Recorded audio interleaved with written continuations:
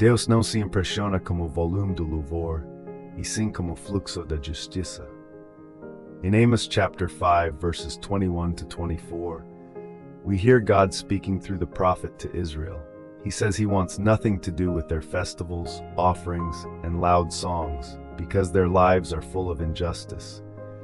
Instead of more noise and sacrifice, he calls for justice to roll on like a river and righteousness like a never-failing stream. It is a powerful picture, God turning away from the show and reaching for the plumbing underneath the whole community. Observation first. Amos is a shepherd and farmer from the southern kingdom of Judah, sent to speak a hard word to the northern kingdom of Israel during a time of economic growth. The people are still attending religious gatherings, the temple music is playing, festivals are on the calendar, but God's language is shocking.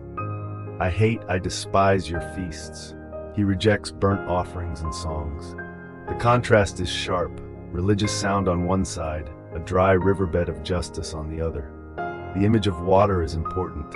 Justice is not a drop or a rare event. It is supposed to flow, steady, cleansing, life-giving, like a river that never runs out. Righteousness is pictured as a constant stream, not a seasonal trickle. Now interpretation. For Israel, sacrifices and festivals were central. They were commanded in the law. So the message is not that worship gatherings are wrong. It is that worship without mishpat and righteousness is empty. Mishpat, the Hebrew word for justice here, is more than legal procedure. It includes fair decisions, protection of the vulnerable, and actively putting wrongs right. The people were singing to God while tolerating and sometimes benefiting from systems that crushed the poor and twisted the courts. Isaiah 1:11-17 carries the same tone, where God rejects offerings and calls the people to seek justice, defend the oppressed, and plead the case of the widow. Micah 6:6-8 sums it up by saying God desires that his people act justly, love mercy, and walk humbly with him. The principle that emerges is that God is not impressed by religious performance if our relationships, our economics, and our use of power do not reflect his character.